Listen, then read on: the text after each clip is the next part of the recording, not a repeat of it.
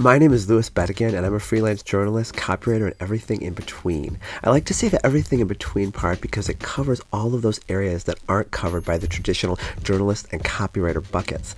I've been writing for more than half of my life. I was initially inspired to start writing creatively at age 14 after watching the TV show Friends. And when I learned that being a tech journalist would allow me to travel to cool places and play video games ahead of release, I knew this was the career for me. My passion for technology and entertainment helped me in school. It made me a better reader, writer, and speller. And that passion evolved into a passion for storytelling that guides who I am and everything I do.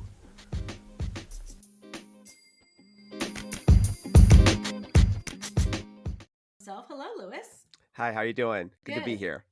And we also have Mindy Hull, who is the founder and CEO of Mercury Global Partners. Hey, Mindy. Hey, hey, hey.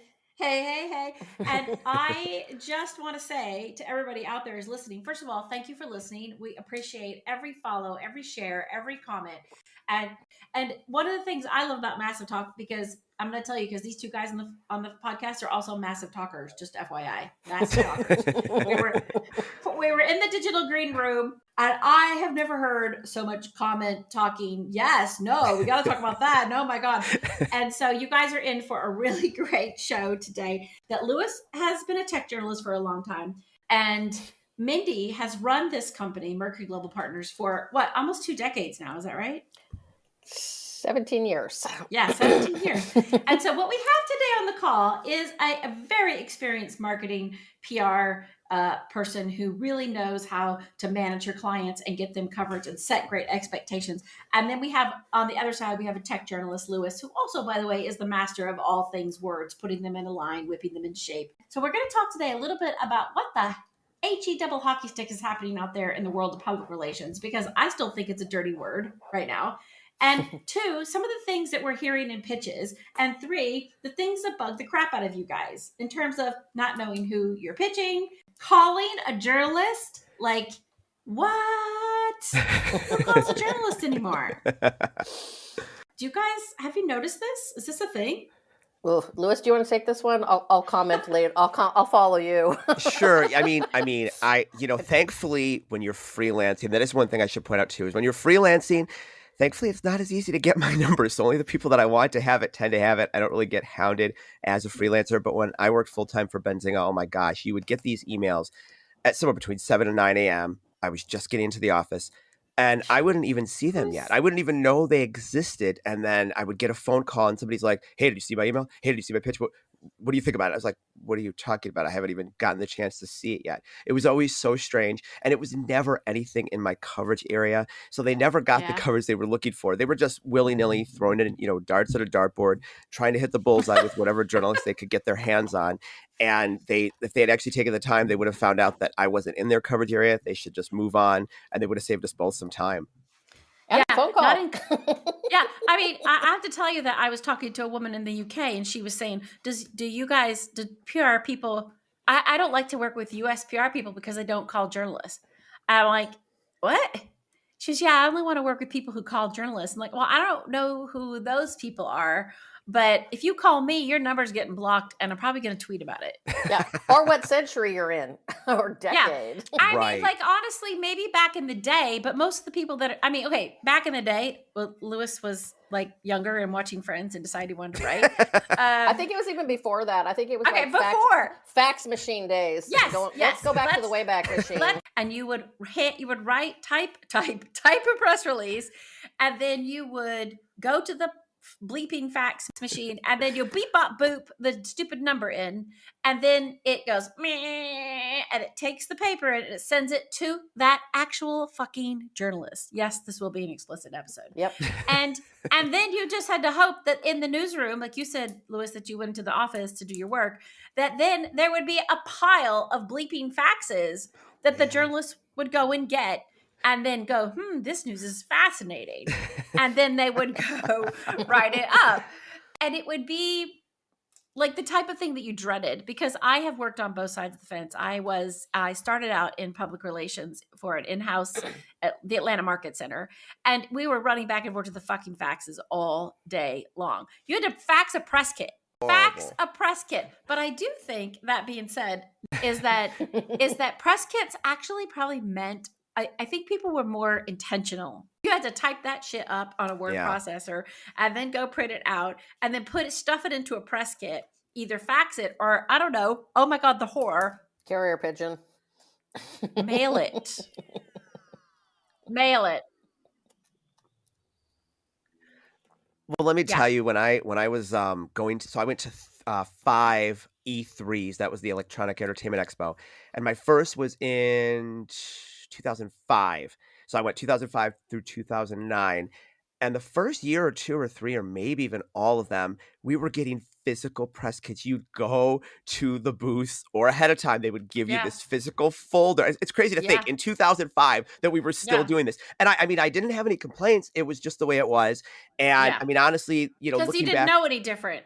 right, Really. and looking back on some of them, I mean, some of them were kind of cool. I love video games, very passionate about them. So, E3 is no more. I'm saddened about that. So looking back, it's almost like a little collector's item. But yeah, it was really weird. And then all of a sudden, we started getting these thumb drives, or started getting stuff via email. They were slapped Oh, together. They yeah. were usually terrible.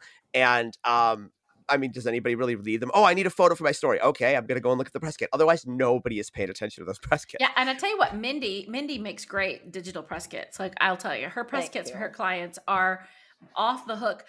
I always, like, when you're a journalist and PR people are constantly, not you, Mindy, are constantly sending you, here's my pitch, and oh, by the way, here's the digital press kit, and here are the pictures, and here's the interview times. I'm like, whoa, All Nelly. one email. All Yeah, one email. all one which you can't get through anyway, because it's just like, wait, is this written for me? And then you see all these links to everything. But usually, as a journalist, when you're writing something, you gotta form the story in your head. Like, No, it's a story. You're storytelling. That's what you do. You're That's telling- what, yeah. That's what Lewis does, and that's actually what Yeah. most PR people are supposed to be. Are storytellers. yes, Right. yes. But Before we get back to the peanut gallery, I thought I would read out a few statistics about the PR industry from 2024. And I'm only going to read 3 because I think they're the most shocking. Is that 72.8% of all PR managers are female. Notice PR managers. What it doesn't say is how many directors or vice presidents are men. And I would imagine that would be probably shifted a little bit. Over 40% of PR experts see the media as unbiased. That's a really good number, and I would probably agree with that. Here's something else. 88% of PR specialists say digital storytelling is the future. But while there are many widely used public relation procedures to choose from, 88% of PR professionals believe that one of the new PR strategies, digital storytelling, is the way to go. And we are going to talk about that a little bit more later on the podcast. And we touched on it earlier, why storytelling was a lost art and why PR people need to do it.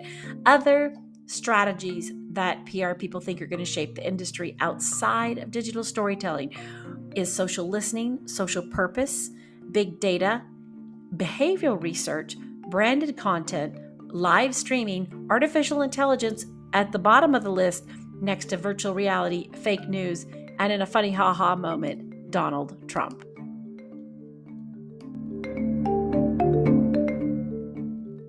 PR people are not storytellers. It feels like it's a factory. no, I think a big part of it is managing expectations. I mean, you have to pitch the right story to the right journalist, and what's broken to a large extent, as you mentioned, factory and assembly line, is that's what it feels like. I mean, when I was a marketing SVP, I used to have to hire and fire PR firms, and my biggest pet peeve about them was, like, I felt like you got the dog and pony show. Everybody marched into the office in the conference room when they were pitching you, and then as soon as you signed on the dotted line of the contract, they disappeared, and you were left with, like, junior people, and you're like, who are you? Where'd you come from?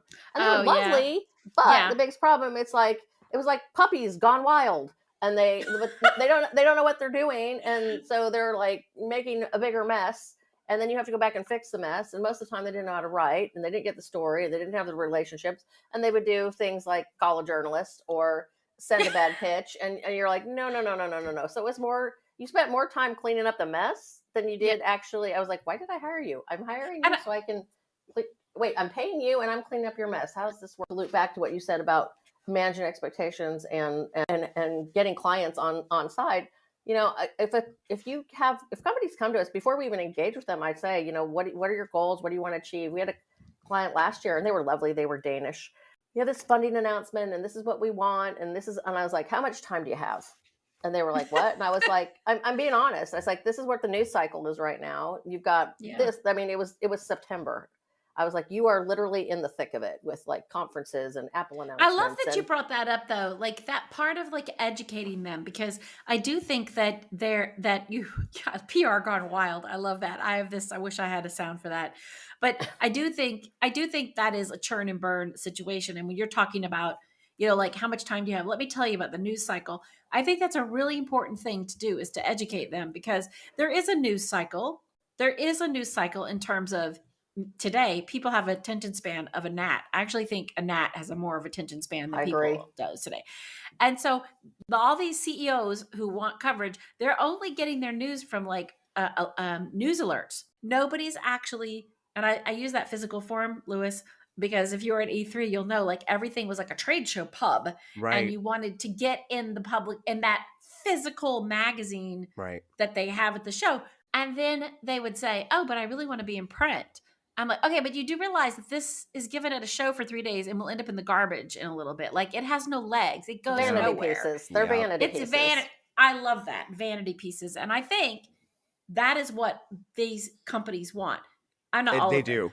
Them. Vanity. I don't think all of them do. Well, I'll give you. So this company, I want to give a shout out to the Danish company. I'm not going to name them, but so they listened. They're like, okay, and I was like, you want an exclusive? This is how much time it's going to take, because your funding is not a gajillion dollars. Your funding is a smaller Series A by U.S. standards, and would be considered a seed in most markets. The story is really about what you're doing, which is actually really cool.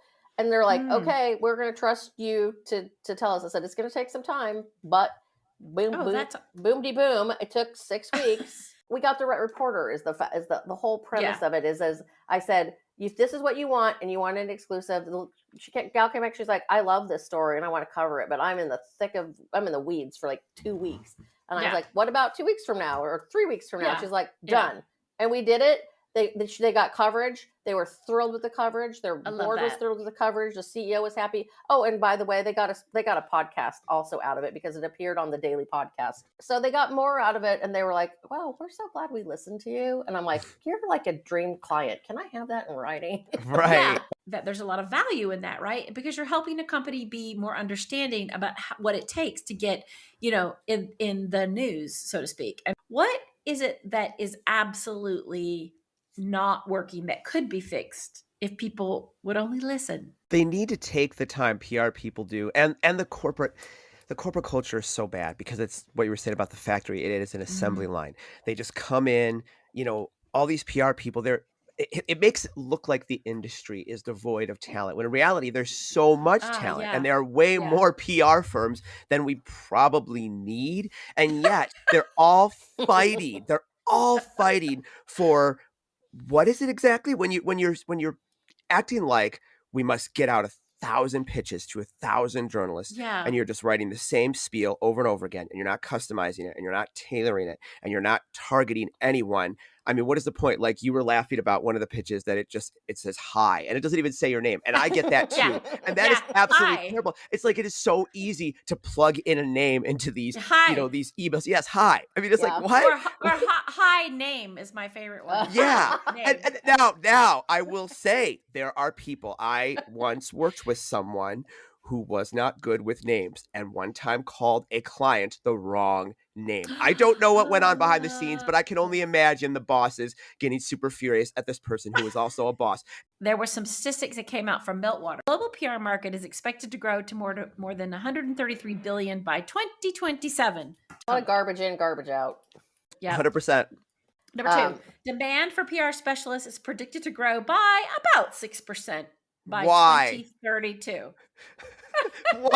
Why? We don't need more of them. We need the ones that we have to be given the time and freedom to be creative, to focus. When they don't research the client. So I talked about not researching the journalist. Well, there are times when they don't research the client, or the publications that client wants to be in. And they would say, sure, we can do it, assuming that what they did for company A in a totally different industry is going to work for company B. They go in and they find out they absolutely cannot win company B, to which the client is like, oh, okay, well, we got to go. And they're like, yeah, we saw that coming. And it's like, what? You just wasted everybody's time. You built up And all this money. hype about security. Yeah, and secured, a temporary Bravo. client. It was just a temporary client. Well, So what was the point? Well, and they also damaged the reputation of the company. They damaged Yeah. the firm's reputation. So I want to touch on, you said something about they're over promising and under deliver. So Oh Without yeah, a doubt, I- all the I that was time. beautiful. I hear so this well story. said. I hear this story so many times from companies that come to me like, you would not believe what I've just been through. I'm like, try me. And it's literally, I hear this story, same story all the time. They're like, they promised us that they could, deliver the sun, moon, stars, and the firstborn child, under a new moon. I don't know, but it's crazy. And the weird thing is that I hear it so often that it's like, I'm like, it's not that uncommon. And I feel really bad for companies when they tell me that. I said, I'm just going to tell you something. I'm like very direct, and I will not tell you what you want to hear. I'm going to tell you the truth. I'm going to tell you that I will bust my butt, and so will my team, we will under promise you and do our damnedest to over deliver. That's fantastic. And that's why we have clients that come back. But a big part of the Yeah. problem is these PR firms that are pitching journalists, and they don't even know who they're supposed to be pitching. They're pitching the wrong journalists. They don't even know the backstory of the companies. They've done no foundational work. They don't even have Yeah. a narrative or a Yeah. story to tell. And I Mhm. think that's also a big part of the problem. I tell clients to come with us, I'm like, the first thing we're going to do is our foundational Mhm. materials and create really strong narrative and key messaging that we will use for I- PR. And they're like, whoa. Yeah, And I'm I like, love you didn't that have that foundational. before? I love that foundational thing because I think that you see a lot of big agencies. You go, oh yeah, we do that. We have content. Like, no, you Mm-mm. don't, because you don't do anything foundational. Because the point, like you just said, Lewis and Mindy, very well said, is that they just jump in there so quickly. These senior guys who maybe come in and lock in these accounts, or maybe a company's got a couple billion from some dumb idiot in Silicon Valley, and he's like, you need to get PR, and they hire a big agency. They send the senior guys in, and they sell everything, and then they're left with the little babies and diapers, right? The puppies. Yeah. The puppies. All the and time. there's no foundational work done, because if there was foundational work done, they would begin to create storylines and understand to create the amplification for each different way those could go out. And to your point, when you said you got the Danish company what they wanted, 6 weeks is foundational time. Like, This is a real story. This is a company that I think is very promising. I had a call with Yeah. them, and I had set up this whole thing. I'm like, here's all this new cool stuff that we can do for you. I thank God I hadn't actually shared my document with them. Oh, yes. I was Smart, going to smart. present it, and he's like, we're just not going to continue PR. And I was like, well, get your machine ready, Jennifer. The comment was, he's like, looks me dead in the eye on camera and says, legacy media is dead. We are going to get all our leads. We're going to use social media for all of our leads. This is an enterprise AI company. And does he even know what legacy media is? And I said, so what social media channels? And he's like, well, LinkedIn. And I said, and he said, and Twitter. I said, oh, you mean X? Okay. Well, with all due respect, I've been doing this quite some time, and legacy media is not dead. And there's a reason why you were pretty excited about some of the really big media coverage we got you. He might be a Trump supporter, because he may have heard that like legacy media is dead. Like, it's mass media. I will say that mass media is not dead. Not a U.S. company, but for I have yet to see an enterprise company get all of their leads off of any social media. You have good PR. This company is sitting on a gold mine of data. I think you're making the right decision when you have those conversations. All you can do is point out, like, okay, but like here, okay, good luck.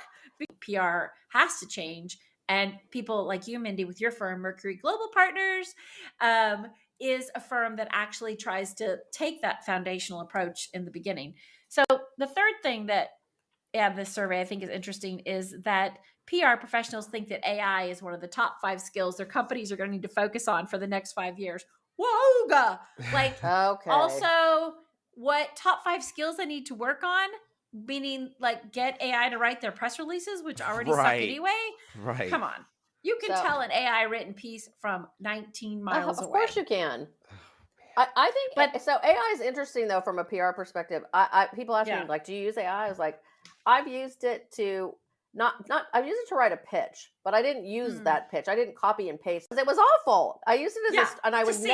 I would never use it for a press release because it's awful. It's like, and it's going to still look like it was plagiarized because it's pulling all sorts of crap from the internet. Oh, Right. yeah, So it's bonkers. it's that we bonkers. would- yeah. But I will say that for a pitch, I find AI useful for that, to like, at least as a starting point. If I'm like, what do I Yeah. want to say that's not, it Yeah. takes a little bit of that lift off, but there's Yeah. massive human in the loop involved. And Oh, and the other thing I would say is, like, one of the AI tools we use and I really love, and I'll give them a shout out, is Grammarly. Oh yeah, and I don't use Grammarly is amazing. But I don't use it to write PR pitches or PR. I use it to make sure. Edit. Yeah, I use it as an editor because great it makes editor. all of our writing a lot stronger. And But in this number 3 part where we talk about PR professionals believe AI skills, other skills that they think are really important are media relations, Oh my. strategic planning, data and analytics, and multimedia. I certainly hope that they think media relations Yeah. skills are Yeah. important. Yeah. Oh my. Oh my. Now, the number 4 thing Lewis talked about much earlier, and Mindy also addressed this, but 7 out of 10 PR professionals say they struggle with creating effective content. More than half struggle being able to distribute the content that they create. Well, So this comes back to the storytelling and the content we were talking about. But that's because they're probably a lot of. I think sometimes people are writing really bad content. We write Yeah. content, and we Yeah. also connect with partners who who help us write content as well. We also have Yeah. former tech We journalists. know people like that. Yeah, we do. Wink, wink. And we have former tech journalists that also work with us. And I just think that if you're writing, the content has to be good. So I'm kind of curious. Is like, there's no way to distill, like, of that amount of people who say they're concerned, how many of them are actually writing good content or have the time to write good content? Because I feel like we write content and we do get it placed. Yeah. So, Well, I mean, again, you come back to this foundational part because you are more aware, right? Your whole focus is, let's look at the story, let's look at the concept, let's create a story about it that Lewis and Jennifer might want to write. And that takes me to number 7, which is more than half of journalists say they don't care what day they're pitched. it's about the story. And at the should be same accurate. time, I think that is I think is accurate. At the same time, about 1 in 5 prefer to get pitches on Mondays. Oh, hell no. that's weird. Oh, Or Saturday or Sunday or 9 and 10 p.m. at night. And then the next morning, like you said, Lewis, like, did you read my pitch? No, I didn't. It actually went into spam. So I will say we do try to avoid pitching journalists on Fridays because I feel like you're like kind of like, meh, over it. I'm burned out. I'm cruising into the weekend. I'm trying to get all the other stuff off my plate. But for you, I need to Lewis, get written. and for you, Mindy, if you have a relationship with the journalist, Mindy, and Lewis, you have a relationship with a PR firm, you would probably read their pitch first, right? You'd read their email first. Yeah, I mean, Because- if they were reliable, I knew they were coming to me with good stuff. Honestly, though, it's been a while since I've had anybody that is taking the time to come to me with good stuff. It's usually me going out and finding the good content, and then the PR person, whatever, being like, "Oh wow, this is Okay. great, thank you so much." Like I did a story. I'm trying to think which one it Thank was you so recently, much. and the PR person wasn't even in the mix. And afterwards, I get a message on LinkedIn, and I'm like, "Oh, what is this about?" And the PR person is like over the moon. They're just like so happy. They're just like, "Wow, thank you for this You content. just- I hope we can do more soon." And it's like, you can do my job for me again later. right. I mean, it's like, okay then, all right.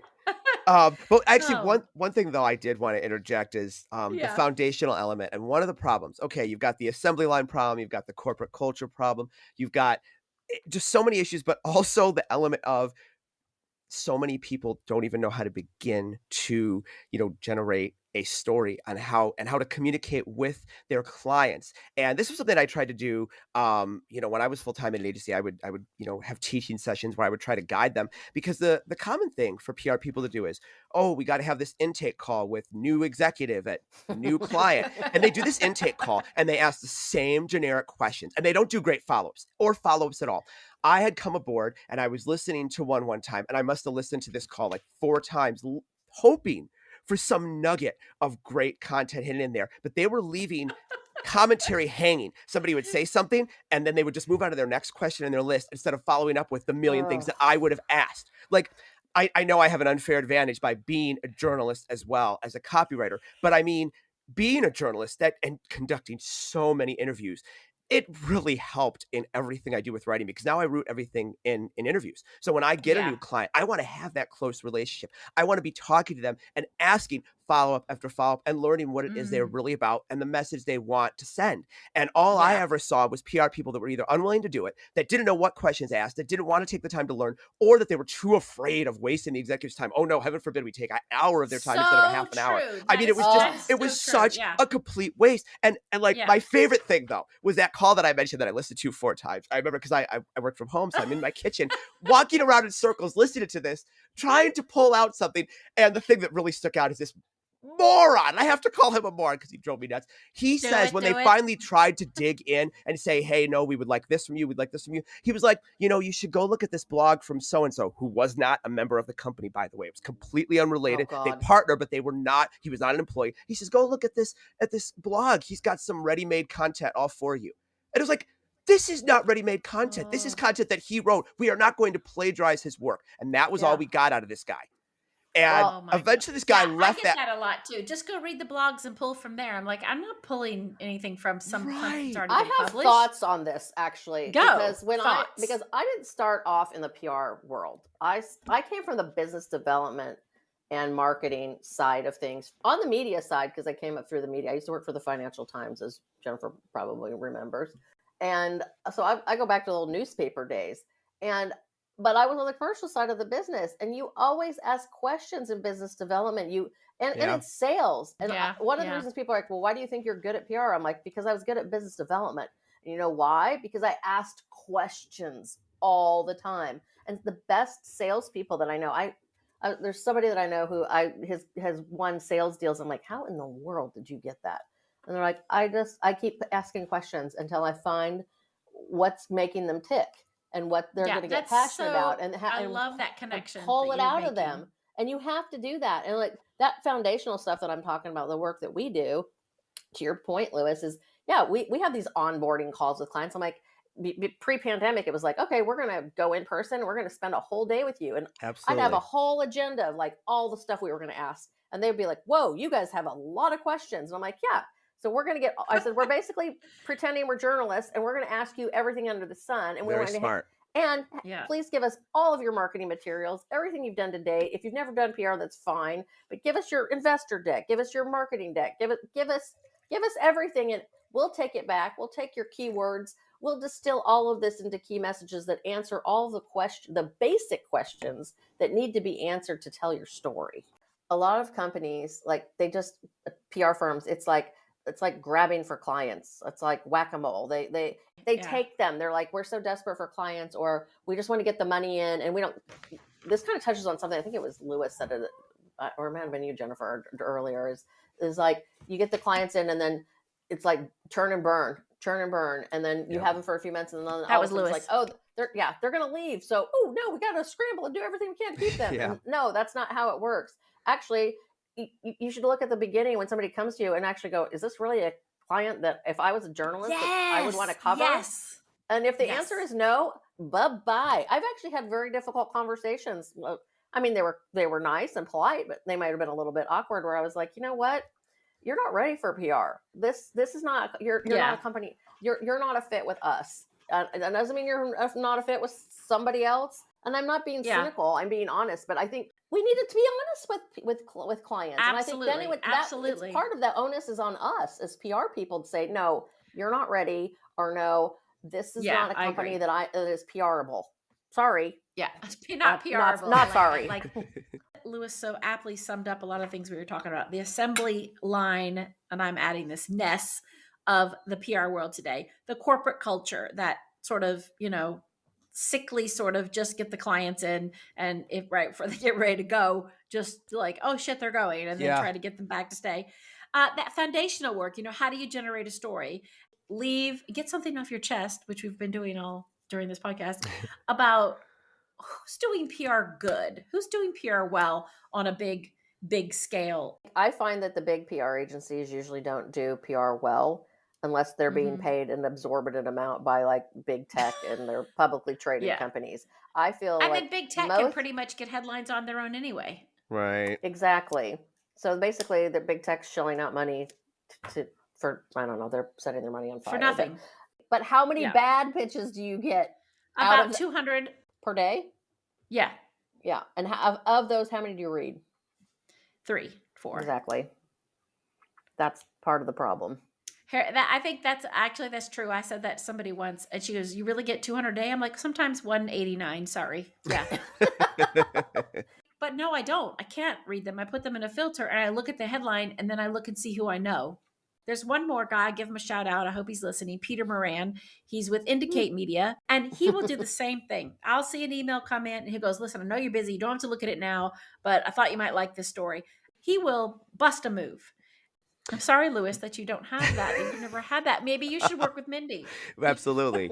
And two, I want to say to every PR person out there listening, if you've made it this Yes. far, and I don't know that many of you will, you said you have, about the attention span, about the length of the Yeah. attention span that the people reading your emails have, and it just goes round in circles and round in circles. But anyway, to the point is, I would highly recommend that all PR people get better about not unintentionally burning a bridge through silence and disappointment. And what I mean by Oh. that is when Wow. I go to conferences, so I have done a lot of work in the automotive industry, particularly auto tech. Yeah. But in more recent years, I was working for TU Automotive. Sadly, they have closed, but they used to hold an annual conference in Michigan, and the TU stood for Telematics Update. They were kind of the front runners in that before we had all this connectivity and everything in cars.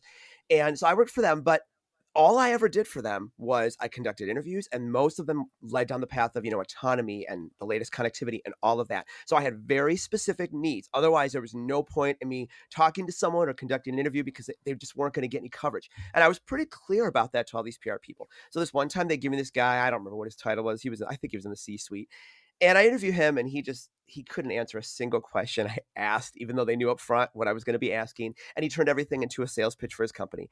And the PR people were really pestering me about publishing it. Funnily enough, I will also add that sometimes when I have a great story, I never hear from the PR people again. And it's like, wow, you got coverage.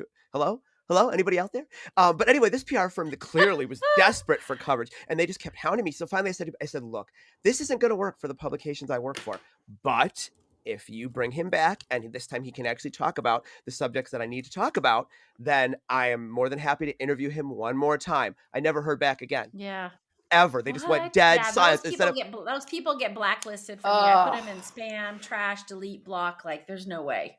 It just made That's no sense. It's like, terrible. why not at least say, I'm sorry, my client isn't going to budge, or I'm so, Yes, you know what I mean? Exactly. It takes everyone- 2 seconds. Right. Every once in a while, I will have a PR person that is, updating me and explaining the client was difficult, the client was this, and I totally get that. But in this case, it was like, oh, you're not going to give me what I want? Okay. Quietly, goodbye. Let's do a tip list for all the I love that you started that way. For all the PR professionals that are listening out there, first of all, I just want to say, I know we sound really harsh, but we want you to come to the good side, the light side, the force of loving what you do. Right. What are some tips that, besides please don't burn a bridge, answer the journalist and don't burn a bridge, some tips that you'd like to leave them before we end this podcast? Top 5 tips for PR people before we leave this call today. Go. Definitely, it's what I was saying before about making sure you know your clients.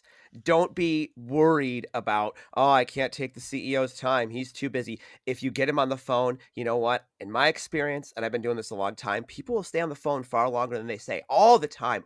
Whether it is a client call or whether it is I'm interviewing someone for a story, they will say, oh, I only have 30 minutes. And I'll just keep asking questions, and they never unless they have answering. Right, unless they have a hard stop, they will just keep answering. So don't be afraid. Don't be afraid to give them what they need. And by them, I mean your client, the journalist, everyone.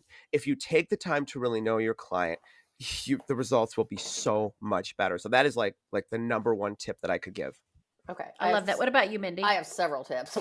Do Go your for it. Go. Do your homework. Find out what the journalist covers. Write your pitch. Vote based on that. Don't send them a spammy pitch that's like generic that covers the land of tech as a whole. If somebody writes about automotive, write them a pitch that's and or something even more specific about automotive.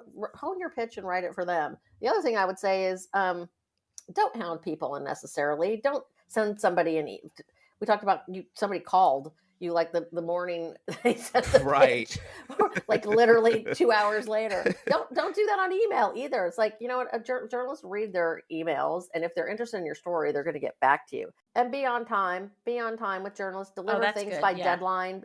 Give them the things that they need in a very easy way, so it's easier for them to do their job. They have hard jobs. They're fielding 200 plus, some of them way even more emails per day, and writing multiple stories per day.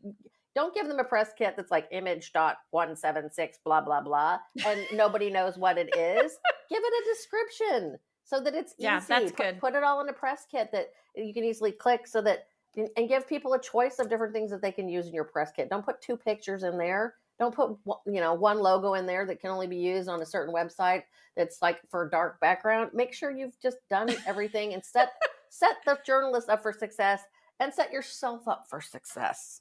I love that, because then you'll be able to be on that top 10 list of a journalist. You'll come back. You guys, these are really great tips. Here are the headlines that have come into my email since we've been talking. Ready? Green Real Estate CEO expert and source on CPRG program. What?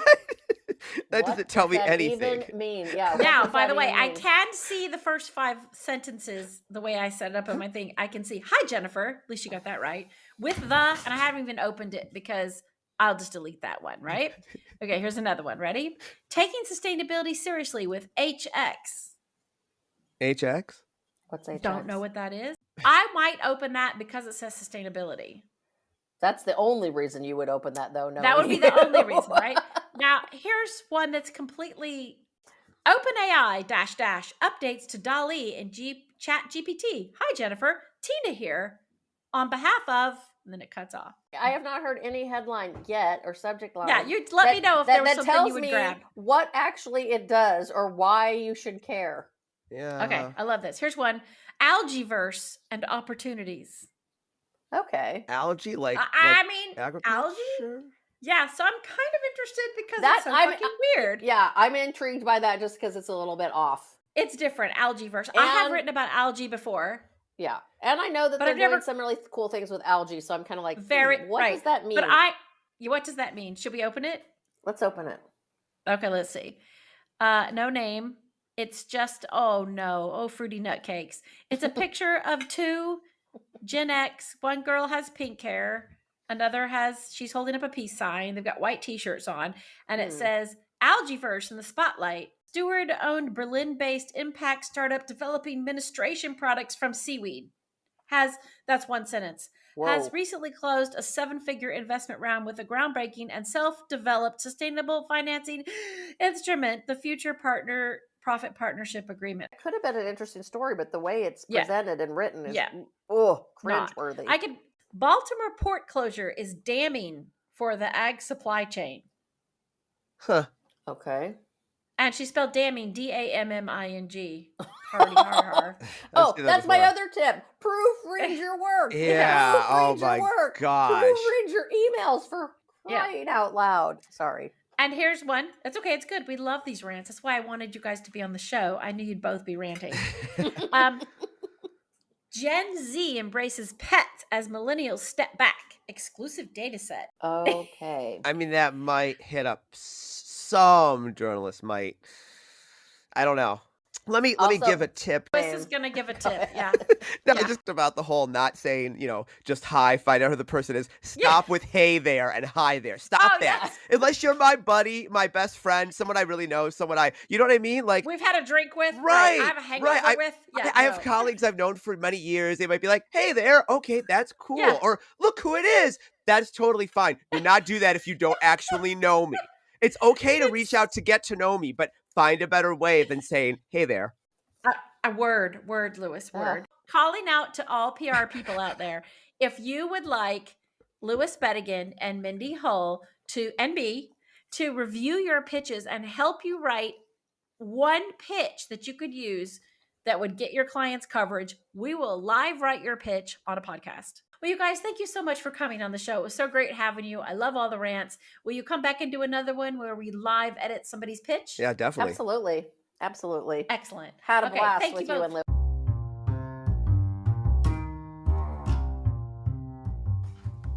Hello, friends. I hope you enjoyed that segment of Massive Talk and all the massive talking about journalists and public relations and all the things that are happening out there. And a big thanks to Lewis and Mindy for taking an hour and 30 minutes of their time to come on the show and share their thoughts and feelings about things. It's always a great honor for me that people really want to give up their time and come and share their stories on this show. So props to them.